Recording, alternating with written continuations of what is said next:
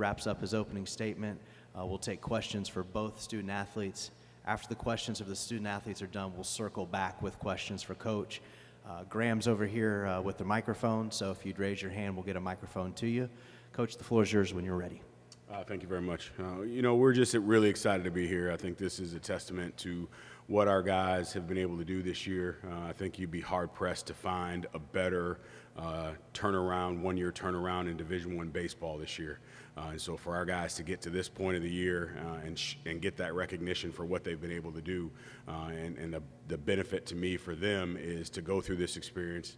There's a lot out there about us talking about not wanting to stay in Baton Rouge, and we would have been happy to be wherever we could be, but you come to this environment, you're one of the top environments in college baseball, one of the greatest atmospheres in college baseball, and so I think it's just going to be a great experience for our kids, and we're excited to be here and get after it. Again, Graham's got the microphone. We'll go ahead and start with the questions for the student athletes. Again, direct which student athlete you want to answer each question. We'll start here with Robbie here in the middle row. Justin, obviously y'all had a chance to play another SEC team this year with that ball game against LSU. How does that experience prepare you for this, playing in another place where there's going to be 10,000+ people there against an SEC team? Honestly, we just got to continue to take it one pitch, one out, one inning at a time. Whenever we play our clean baseball and just slow the game down and focus on, like I said, one pitch at a time, it's still baseball, the game that we've been playing our whole lives. So as long as we slow it down and don't overthink the games, it'll just be another regular game. Go ahead, Steve, in the middle. Hampton, Coach talked about you guys getting out of Baton Rouge. It always seems that Southern gets that LSU regional. How nice is it to be able to take a trip and kind of get out and enjoy this regional atmosphere? It's a great opportunity for everybody that's here with us. I mean, like Coach said, we'd just be happy to be wherever we are. It's not about getting out of Baton Rouge. It's about experiencing a different atmosphere. And I mean, how does it get any better than Starkville? So I mean, for us all to be here, it's just really exciting, and we're grateful for the opportunity. We'll go to the cameras in the back and that gentleman. Hampton, Coach told us a lot last year. You guys were in close 7-inning games a lot of time. You guys were victim of, I think, 6 or 7 walk-offs. This year, you guys kind of had the other side of fortune of that. How would you explain this team's ability, I guess, to rally and in games in such exciting ways, come back from deficits, things like that? I would just say that you look at this team and there's no quit in anybody in that dugout. Whether that's a guy that starts the game, whether that's somebody coming off the bench, whether that's somebody who barely has played all year. Everybody in that dugout has complete confidence in everybody else on the team. So, I mean, when it comes down to the end of the game and we may be down, it may be a close game, 1, 2 runs, 5 runs you've seen, there's no quitting us. And we know that as long as we play the game, as long as there's outs on the boards, there's a chance to win. We'll keep it in the back with Reggie from WBRZ in Baton Rouge. Hampton, a quick question. I mean, when you guys prepare for out-of-conference foes, like you did with LSU and these other guys, you guys did well in out-of-conference. I guess coming into a regional like this, how do you prepare? Is it differently than you guys prepared during SWAC play? No, it's no different. We've prepared the same way all year. As Coach Jackson's always done a good job of having game plans for us with each opponent, and it's all about us playing our game. Like Justin said, we're going to take it one pitch, one out, one inning at a time, and as long as we do that, we're in a good place. We'll stay in the back. Hey, Justin, it was 11 days ago you guys won the SWAC tournament championship. You guys go to Pensacola, get a couple wins there against FAMU. What was this past week like for you guys? Because I'd imagine it was coming down off a high, at least the first couple days out of New Orleans. What was Carrick's message, and how did you guys sort of regain and refocus your energy? Honestly, his message was to never lose that focus. Like you said, we were riding on a high, but we knew that our season was continuing. We had more games to play in the future, so we didn't have the time to somewhat relax or enjoy the moment. We're still in the battle zone. We're still preparing for war, and we're getting ready for these games. Any other questions for the players before we let them go and get ready to practice? We'll go back to Reggie again in the cameras. Hampton, in facing an SEC foe like this, you get the opportunity, of course, to check out footage from every team in the SEC. Of course, you get a chance to look at Mississippi State stuff. What have you kind of see from JT Ginn? What do you think he kind of brings to the table as a pitcher, and how do you guys kind of prepare for a guy like that who's been so successful this year? Well, like I said, our preparation all year has been very similar. So, yeah, we've been able to look at a little film here and there on different guys, but at the core of that is just our game plan and what we want to do as a team. So whether that's JP or any other pitcher that we face, our game plan will be very similar and about us and what we're planning to do. Justin, I mean, in a game like this, you guys come out here to Starkville, huge stadium, 13,000. I mean, how do you guys not allow this moment to get too big for you guys and stay focused as you guys try and make history here? Honestly, you have to keep it all on the field. If you're focused on the fans and what's going on around you, you pretty much already lost. So if we continue to pound the zone, get strike one, get into good hitters counts, make the easy plays, we'll put ourselves in a good position. Go to Tom in the blue shirt in the back. Question for both of you guys, but we'll start with Justin. Miami was in here a little bit ago talking about there's no bad teams in the NCAA tournament. It just depends on who's good, who's hot at the right time. Mm-hmm. You guys as a 4 seed, what is it, maybe the build up to this week and possibly being an upset special kind of team? Hampton, you wanna start with that one? Well, yeah, like you said, there's no bad teams left. I mean, there's no team that you can roll the ball out and say, hey, we're going to roll over this team. There's no teams like that left in here. But it's exciting for us to be in this opportunity, be here in Starkville and play good quality opponents. And we're always excited to play good teams because I think it brings the best out of our team when we play quality opponents. So as we've said, we're prepared and we have prepared all year for moments like this. So it's just really exciting. Okay, yeah, like what Hampton said, it is very exciting. Coming out of the SWAC tournament, being the 1 seed, and now we're being the 4 seed, it is a little fun to be looked at as the underdog now. So yeah, if we do take this excitement, and put it towards our focus and all of our game plans that we've executed this year, I feel like we would also be in a good spot. Hey, Hampton, just athletically, how confident is this unit as a defense? You guys got athletes all over the field. You can cover, gap to gap, obviously across the infield. Speak to this team's athleticism and what kind of advantage you think that gives you against a team maybe like Mississippi State that can kind of hit it all over the park too. Well, like you said, we've got athletes all over the field, whether that's in the outfield or in the infield, even behind the plate, even some on the mound too. There's some real good athletes on the mound we have, and I mean, it just allows us to play real loose and just be able to make plays that some people wouldn't expect us to be able to make and put ourselves in position to make those plays, knowing that the guy next to me can cover the same amount of ground as I can, And so I think that allows us to just be loose and free in what we do, whether that's in the field or even at the plate with using our athletic ability. Okay, we got time for a couple more for the players, and then we'll get to Coach. Hampton, you talked a little bit about it. I mean, no bad teams in this tournament. And of course, hitting-wise, you guys can size just about anybody, average-wise and runs batted and on-base percentage. I mean, what has it kind of been the approach at the plate, and how do you guys kind of go into this regional trying to not change up or do anything different, especially against a guy or as the competition continues to get better? Well, as we've had success throughout the year, you just have to trust what we know and what Coach Jackson has told us throughout the year. So you can't all of a sudden in a new atmosphere in a big game say, well, I'm going to try to do this, try to do something different.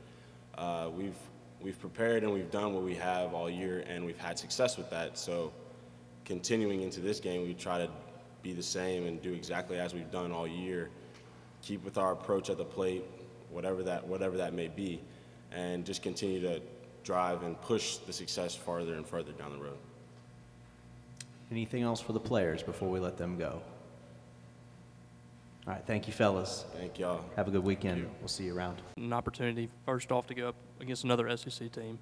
Well, I think at the end of the day, when you're playing teams of that caliber and you're playing a Power 5, specifically somebody out of the SEC, there's a certain level of baseball that's played and expected at that level. And so being able to get our guys in that environment the first time through wasn't to our advantage. We make an error in the first inning. They put up an 8 spot. We're not chasing 8 runs at LSU against LSU.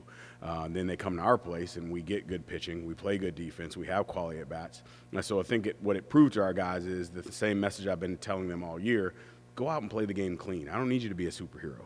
I don't need you to do anything spectacular. I need you to do the things that are necessary to put us in a position to be successful. And then at the end of the day, we'll look back after the 27th out is made, and either we got the win or we didn't get the win. But don't put ourselves in a position where we look back and have regrets on how we played the game. And so I think if we can approach it the same way during this regional, I think we'll put ourselves in a really good situation. We'll go to Steve in the middle for a couple questions. Coach, pitching plans for tomorrow? We're going to go with Bohannon. And second question, you guys have a lot of opponents in common with Mississippi State. Having done some research on them, what is kind of the book on Mississippi State? What are your impressions? They're a quality ball club. We played them last year, and we came up here and played them. And again, as it was mentioned earlier, I think we might have been the best 7-inning team in the country last year. But once we got to 8-9, we had trouble, and specifically here, it's nothing going into the 7th. Jake Mangum, we leave our left-hander in and want to keep him on the right side. He hits a hook barrel double down the left field line, and then that goes. So they're a very competitive ball club. Obviously, you got quality arms on the mound. I think it is a momentum offense.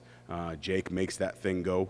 And so being able to control that and limit the extra free 90s, I think will put us in a good position. Go to the gentleman in the back from WAFB in Baton Rouge. Coach, just a two-part question, just piggybacking off what you just said. The players that were on this team last year, do you think they bring some confidence over from last year's game here in Starkville in terms of being 0-0 in the 7th inning? Second part is your approach this past week, just 11 days removed from the SWAC Tournament Championship. How did you yourself refocus, come down from that high, and then get ready to push into the postseason?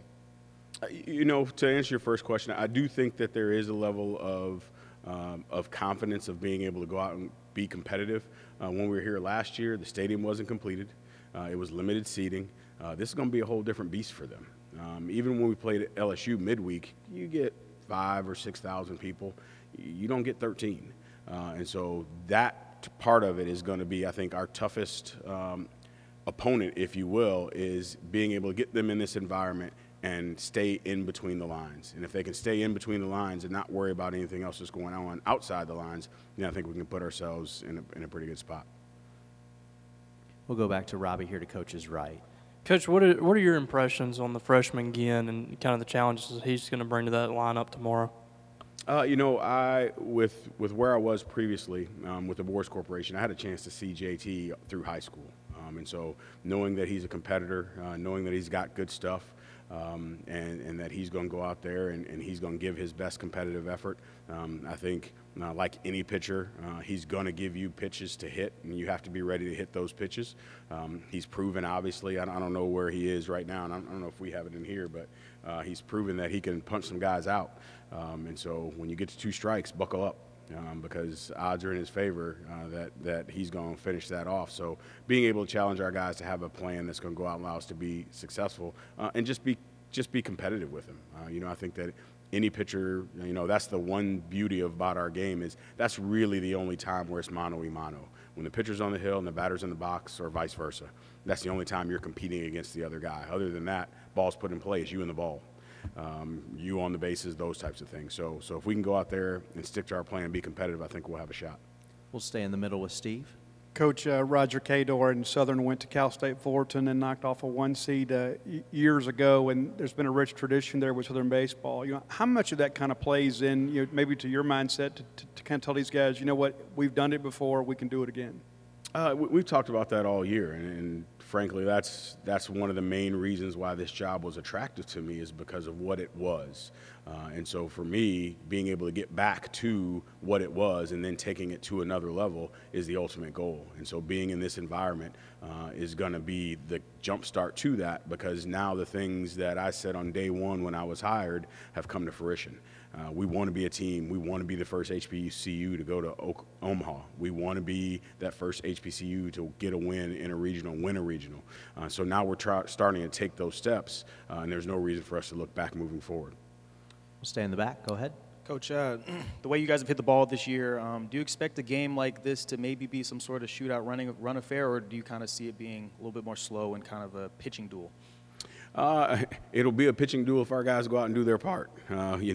We have some ups and downs from a pitching standpoint, and we're pretty fortunate that we have the offense that we had this year that's allowed us to go out and score runs to at time bail our pitching staff out.